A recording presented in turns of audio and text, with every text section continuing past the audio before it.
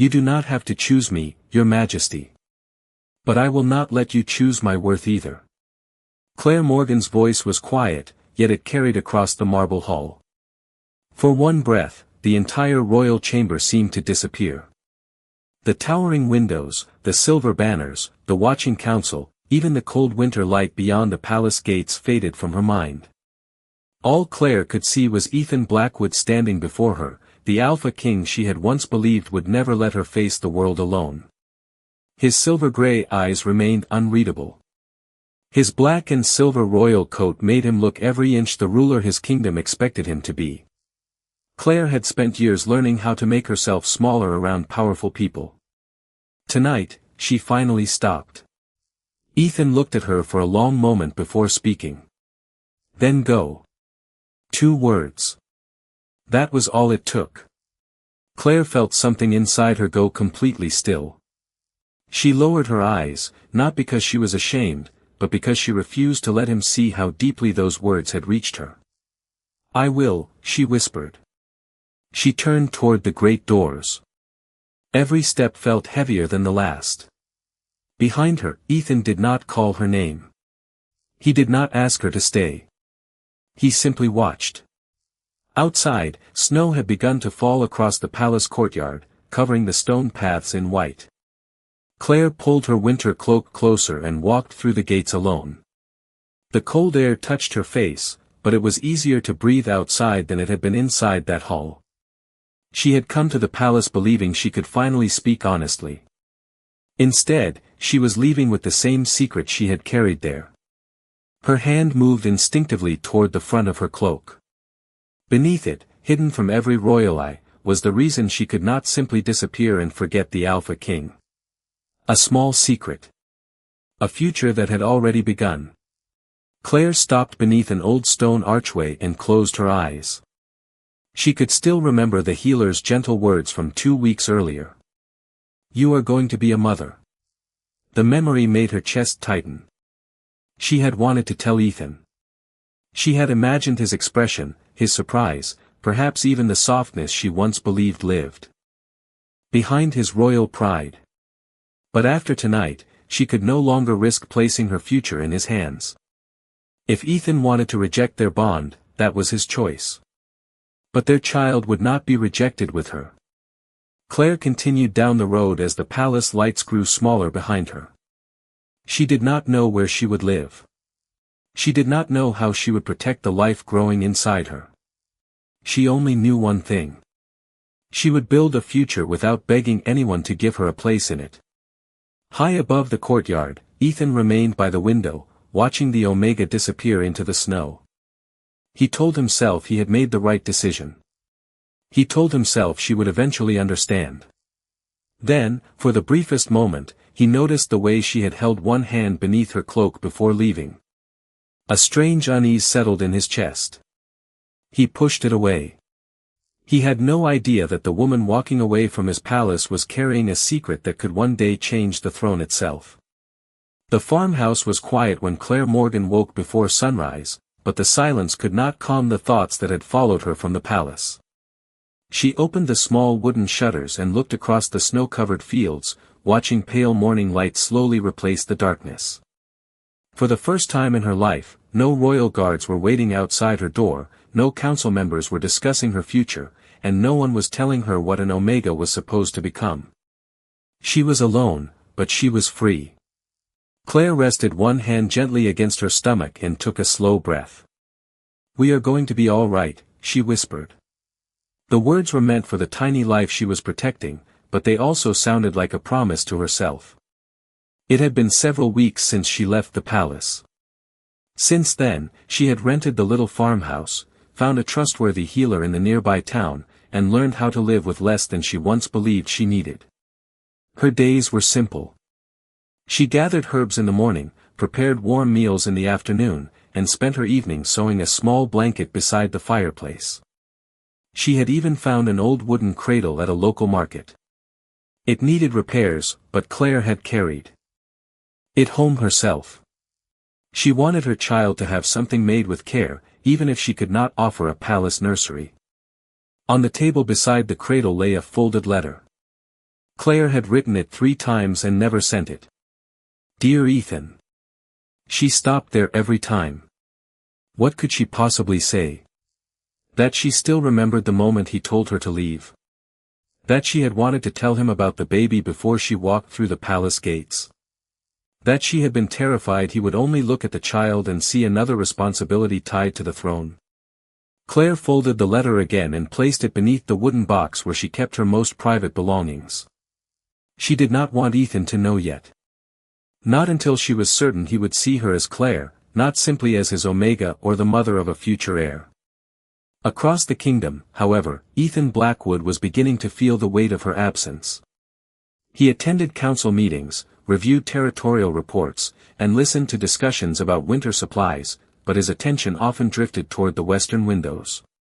From there, he could see the road Claire had taken when she left. He told himself he was not waiting for her. He told himself the past should remain in the past. Yet one evening, he found himself asking his royal aide a question he had avoided for weeks. Has anyone heard from Claire Morgan? The aide hesitated. No, Your Majesty. Ethan looked back toward the window. Something about that answer unsettled him. He did not know where Claire was. He did not know how she was living. And he certainly did not know that nearly 100 miles away, she had begun preparing a small home for a child who would one day carry his blood. Claire returned to the farmhouse that evening and placed another folded blanket beside the cradle. She smiled softly, unaware that the secret she was protecting was already beginning to move closer to the palace. And somewhere beyond the northern hills, the first question about the missing Omega had finally been asked. By the time winter began to loosen its grip on the southern territory, Claire had settled into a quiet rhythm. She knew which mornings the local healer visited, which path stayed dry after rain, and which market stalls sold the softest wool for baby blankets. Her life was simple, but every small routine made the farmhouse feel more like home. Then, one afternoon, the healer arrived earlier than expected. Claire, I need to speak with you. Claire looked up from the blanket in her hands. The healer placed a small medical report on the table. The royal territory has requested records from this region. Claire's fingers tightened around the edge of the blanket. Why? They are searching for someone. Claire already knew the answer. Me? The healer nodded. The request describes a young white-skinned Omega, 23 years old, recently settled in the Southern Territory. Claire slowly lowered her eyes. They found me. The healer studied her expression. Not exactly. Your name is not on the request. But they are getting close. Claire stood and walked toward the window. Nearly 100 miles separated her from the palace, yet suddenly the distance felt much smaller. She had hoped for more time. She had wanted to prepare herself before Ethan learned about the child. Instead, the secret was beginning to slip beyond her control. Does the report mention a pregnancy? She asked. No. Only that a young Omega has been receiving regular care. Claire released a quiet breath. That small detail gave her a little more time. But she knew Ethan. Once he became curious about something, he rarely stopped searching. Back at the palace, Ethan sat alone in his study with the same report open before him. He had read it several times. The details were ordinary, yet one sentence continued to trouble him. A 23-year-old Omega had recently moved into a farmhouse in the Southern Territory. Claire was 23. She had left without telling him where she was going. And she had disappeared from every royal record since that night. Ethan leaned back in his chair and closed his eyes. He remembered her final words. She had not begged. She had not argued. She had simply accepted his decision and walked away. At the time, he had believed that meant she no longer cared about him. Now he wondered whether he had misunderstood. Everything. Your Majesty, his aide said from the doorway, there is one more detail. Ethan opened his eyes. What is it? The healer in that territory requested additional supplies for a pregnant patient. Silence filled the study. Ethan stared at him. How old is the patient? The report does not say. Ethan stood immediately. His heartbeat had changed. He did not want to believe the thought forming in his mind. It was too simple. Too impossible. Yet the pieces were beginning to fit together. Prepare a carriage, he said. The aide looked surprised. Where are you going? Ethan picked up the report. South. That evening, Claire stood outside the farmhouse beneath a fading orange sky. She watched the road in the distance, unaware that the Alpha King had already begun traveling toward her. She placed one hand gently over her stomach. We may have less time than I thought, she whispered. Inside the farmhouse, the unfinished cradle waited beside the fireplace. Claire looked at it through the window and felt a quiet fear rise inside her. She had spent months preparing for a future without Ethan. Now the past was coming toward her, mile by mile. And she still did not know what she would say when the man she had tried to forget finally stood at her door. The road to the farmhouse was quiet when Ethan finally arrived, but the moment he saw Claire standing beneath the porch light, every answer he thought he had seemed to disappear. She looked different. Not weaker. Not broken. Simply changed. Her long dark brown hair rested over one shoulder, and her cream-colored dress moved softly in the evening breeze. One hand remained close to her stomach, almost protectively. Ethan stepped down from the carriage and stopped several yards away. Claire. She did not smile. Your Majesty. The formal title hurt more than he expected. He had imagined anger. He had imagined tears. He had not imagined this calm distance. I came because I wanted to speak with you. Claire looked toward the road behind him. You traveled nearly 100 miles for a conversation. Yes. Then speak. Ethan took a slow breath. I wanted to know why you disappeared. Claire's expression barely changed. You told me to leave. I know. You watched me walk away. His gaze lowered. I know. For several seconds, neither spoke. The silence between them felt heavier than any argument. Ethan finally looked at her again. Is there someone else? Claire's eyes widened slightly. No, his shoulders relaxed, but only for a moment. Then what are you hiding? Claire turned toward the farmhouse. Through the window, Ethan could see the small wooden cradle beside the fireplace. His eyes stopped there. What is that? Claire stepped slightly in front of the window. Something that belongs to my future.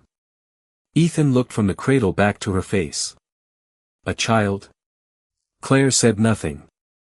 That silence was enough to make his thoughts race. The medical report had mentioned a pregnant Omega.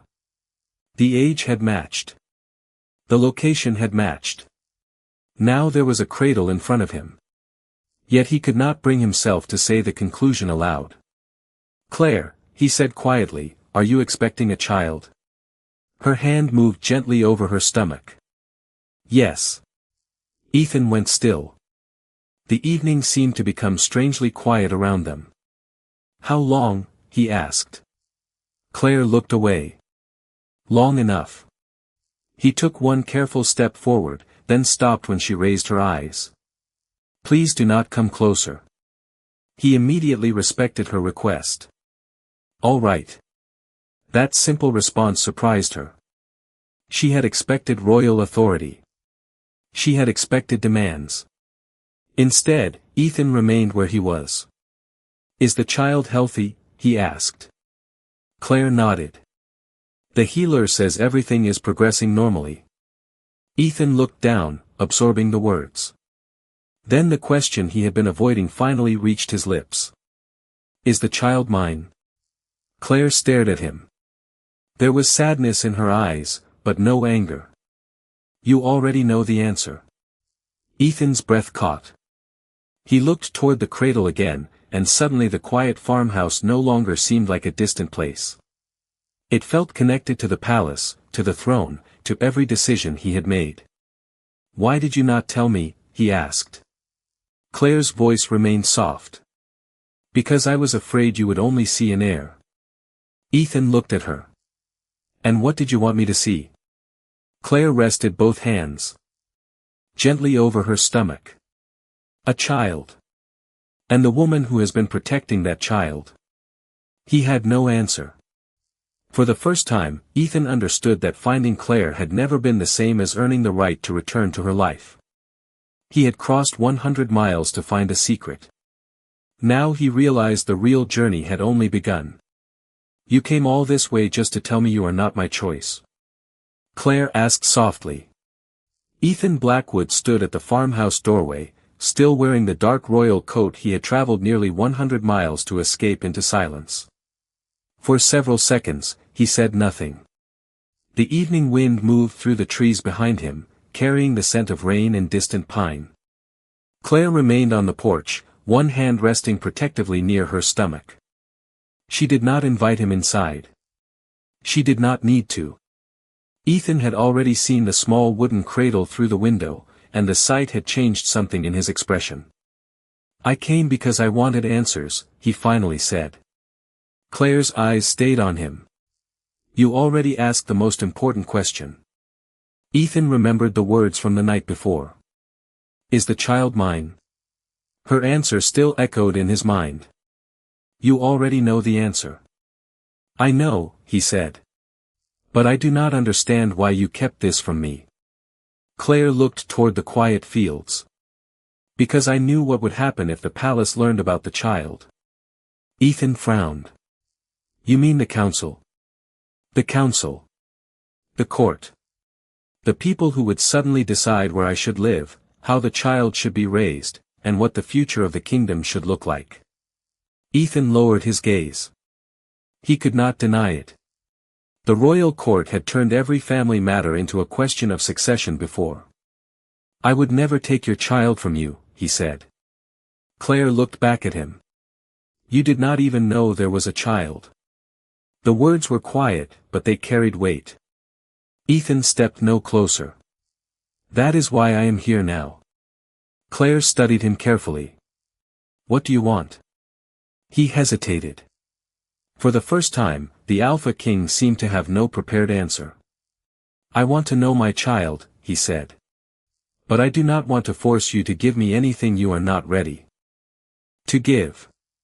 Claire's expression softened slightly, though the distance between them remained. "That is different from the man who watched me leave." Ethan accepted the truth without defending himself. "I was wrong." Claire looked down. She had waited months to hear those words, yet hearing them now did not erase what had happened. An apology does not rebuild trust. "I know." "Then what will you do?" Ethan looked toward the small farmhouse, then back at her. "Whatever you allow me to do." Claire was silent. She had expected a demand. Instead, she heard a choice being placed in her hands. "You can stay tonight," she said at last, "but not in the house." Ethan nodded. "I understand." He turned toward the carriage, then stopped. "Claire." She looked up. "Thank you for telling me." Her eyes became distant. "I did not tell you because I wanted something from you." Ethan nodded slowly. "I know." Claire watched him walk toward the small guest cottage nearby. Only after he disappeared from view did she allow herself to breathe fully. Inside the farmhouse, the unfinished cradle waited beside the fireplace. Claire placed her hand over her stomach again. The secret was no longer hers alone. But neither was it Ethan's to claim. And somewhere in the quiet darkness, a new question had already taken shape. Could the Alpha King learn to love his child without trying to control the woman who carried it? By sunrise, Ethan had already been awake for hours. He sat alone inside the small guest cottage, staring at the quiet fields beyond the window. He had spent his entire life believing that responsibility meant making decisions before anyone else could. As Alpha King, he had been trained to protect the kingdom, preserve its traditions, and place duty above personal feelings. Yet Claire had shown him something he had never understood. Sometimes taking responsibility meant knowing when not to take control. When Ethan stepped outside, he saw Claire standing near the garden. She was speaking softly with the local healer, one hand resting naturally over her stomach. The sight made him pause. This was not an abstract secret anymore. This was a future already growing beyond the walls of his palace. The healer noticed him and gave Claire a knowing look before walking toward the farmhouse. Ethan remained several feet away. "May I ask something?" Claire turned toward him. "You may. When did you first learn about the child?" Claire hesitated. "A few weeks before I left the palace." Ethan's expression changed. "You knew before that night?" "Yes." He looked toward the ground. "And you came to the palace intending to tell me?" Claire nodded. "I wanted you to hear it from me." Ethan closed his eyes briefly. The memory of that night returned with painful clarity. He had been angry, proud, and convinced that rejecting their bond would protect the kingdom from uncertainty. He had never stopped to ask what Claire had come there to say. "I am sorry," he said. Claire did not answer immediately. "I believe you mean that," she finally said. "But I still do not know what you want from me." Ethan looked at her. "I want the chance to be present." "Present how?" "As the father." Claire's expression remained cautious. "Not as the Alpha King." "Not as the Alpha King." She studied him for several seconds. "Then you need to understand something. This child will not become a reason for you to control my life." Ethan nodded. "I understand. And you cannot decide where we live. You will decide. You cannot choose the healer. You will choose. You cannot tell the council anything without speaking to me first." Ethan paused, then nodded. "Agreed." Claire had expected resistance. Instead, he accepted every boundary. It unsettled her more than an argument would have. "Why?" she asked. Ethan looked toward the distant road. "Because I finally understand that the child is not the only person I failed." Claire's eyes softened. "You are admitting that?" "I am." He turned back toward her. "I rejected you when you needed understanding. I watched you leave when I should have asked why. I cannot change those moments." His voice remained steady. "But I can decide what I do now." Claire looked down at her hands. For months, she had imagined Ethan discovering the truth and demanding his place in the child's life. She had never imagined him asking permission to earn it. "You may come to the healer's appointment tomorrow," she said. Ethan's expression softened. "Thank you. Do not thank me yet. Trust takes time. Then I will give it time." That afternoon, Ethan helped repair the loose wooden gate outside the farmhouse. He did not summon royal workers. He simply listened when Claire explained what needed to be fixed and followed her instructions. It was a small thing, almost meaningless compared with the palace he ruled. Yet Claire watched him from the window and felt something inside her begin to shift. Maybe redemption was not one grand promise. Maybe it was a collection of small choices made differently every day. Ethan looked toward the farmhouse and saw Claire standing there. Neither smiled. Neither spoke. But for the first time since he had watched her walk away, the distance between them no longer felt impossible. The healer's appointment began quietly the next morning, but by the time Ethan entered the small medical room, he could feel how much the moment mattered to Claire. She sat near the window, listening carefully as the healer reviewed her pregnancy. Ethan remained several feet away until Claire looked at him and gave a small nod. He took the chair beside the door.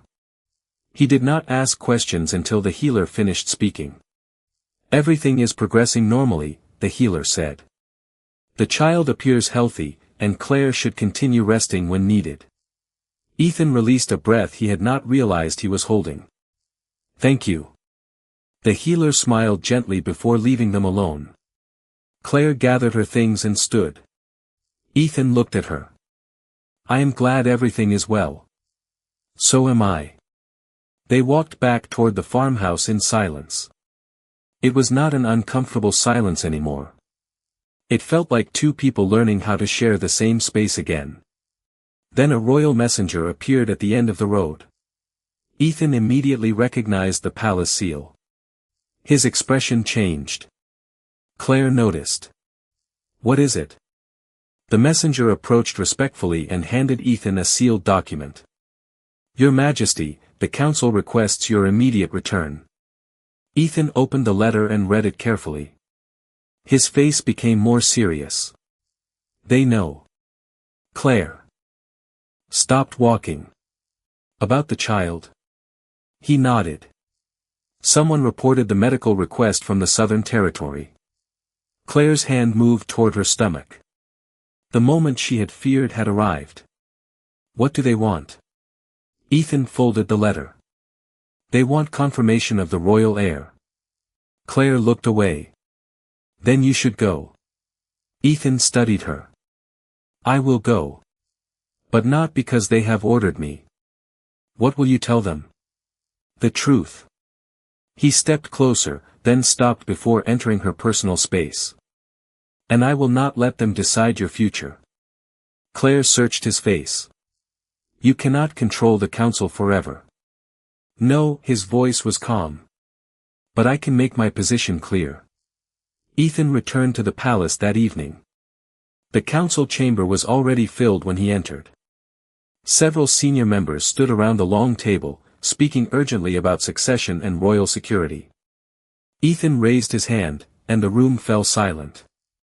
You have heard rumors about an heir. One council member stepped forward. Your Majesty, the kingdom must know whether the child is yours. Ethan looked directly at him. The child is mine. A wave of surprise moved through the chamber. Another council member immediately began discussing the palace nursery, royal protection, and the future of the throne. Ethan listened for several seconds before speaking again. You will not discuss Claire as though she is a royal possession. The room became still. She is the mother of my child, but she is also an individual whose choices must be respected. One council member frowned. But Your Majesty, the heir belongs to the kingdom. Ethan's expression hardened, not with anger, but with certainty. My child is not a political object. He placed both hands on the council table. And Claire will not be forced back to the palace because you want access to the future heir. No one answered. Ethan continued, I made the mistake of treating Claire's choice as something I could dismiss. I will not make that mistake again. Across the chamber, the council members exchanged uncertain looks. The eldest among them finally asked, then what do you intend to do? Ethan looked toward the tall windows. Beyond them, the kingdom stretched beneath the evening sky. I intend to give Claire the choice I should have given her from the beginning. Far away, Claire stood outside the farmhouse, watching the first stars appear above the southern fields. She did not know exactly what Ethan had said in that chamber. She only knew that he had gone back alone to face the council. For the first time, she wondered whether the man she had left behind was finally becoming someone she could trust. But trust was not a gift. It had to be earned. And Ethan still had one more thing to prove. Claire knew something had changed the moment Ethan returned to the farmhouse. He did not arrive with the royal carriage this time. He came alone, carrying no crown, no council documents, and no command for her to follow him. He simply walked through the garden gate and stopped several feet away. The council knows, he said. Claire's hand moved instinctively toward her stomach. How much do they know? Enough to know there is a child. Her heart sank. And what do they want? Ethan looked at her steadily. They want the child brought to the palace.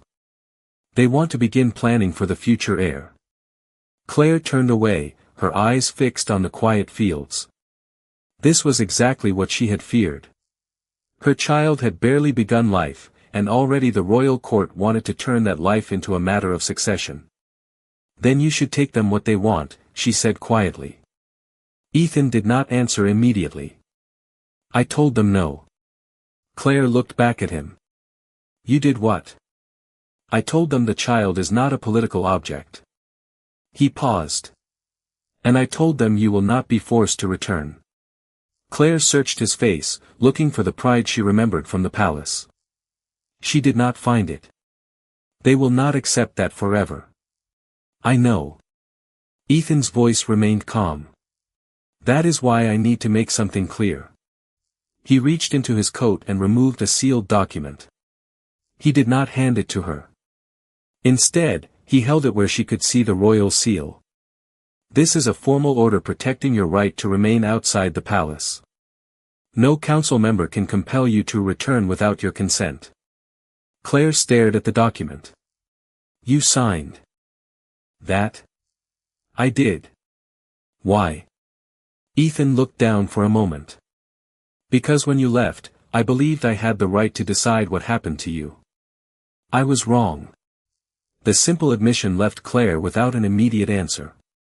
She had spent months preparing herself for the moment Ethan would discover the child and demand his place in her life. Instead, he was standing before her and giving her a legal promise that she could refuse him. What happens if I never return? She asked. Ethan took a slow breath. Then I will still be your child's father. I will still provide whatever support you need. And I will respect your decision. Claire's eyes softened, but she remained cautious. You would live with that? I would have to. He looked toward the farmhouse. I cannot ask you to trust me because I finally learned the truth. Trust has to come before anything else. The wind moved gently through the garden. Claire looked at the small wooden cradle visible through the window. She remembered how lonely she had felt when she built it. Now the thought of raising the child did not feel quite as lonely. Not because Ethan had claimed a place beside her, but because he had stopped trying to claim one without permission. You can visit, she said. Ethan looked at her. Only if you want me to. I am saying you can visit. A quiet smile touched his face. Then I will. Claire nodded. But you will follow my rules. All of them. And you will never use the child to pressure me. Never. For the first time, Claire believed him enough to let the silence remain peaceful. Far away, the palace council was waiting for an answer. They expected the Alpha King to bring his Omega and future heir home. Instead, Ethan had chosen something they never expected. He had chosen Claire's freedom. And now the next decision belonged entirely to her. Claire had made her choice. Now the palace had to live with it. For the next several weeks, she remained at the farmhouse while Ethan returned whenever his duties allowed. He never arrived with a command, and he never asked her when she planned to leave. He simply came, listened, and waited. It was that patience that slowly began to change something inside Claire. One crisp morning, she found him sitting near the garden fence, carefully sanding a small wooden cradle. Claire stopped in the doorway. You are doing that yourself? Ethan looked up. You said the edge was rough. You are the Alpha King. I know. He glanced at the cradle. Apparently, that does not make me very good at sanding wood. A quiet smile escaped Claire before she could stop it. Ethan noticed, but he did not make a comment. He simply returned to the cradle. It was such a small moment, yet Claire felt the tension in her chest ease. Later that afternoon, Ethan received another message from the palace. The council wanted a formal announcement about the royal heir. This time, he did not hide the letter from Claire. He placed it on the kitchen table between them.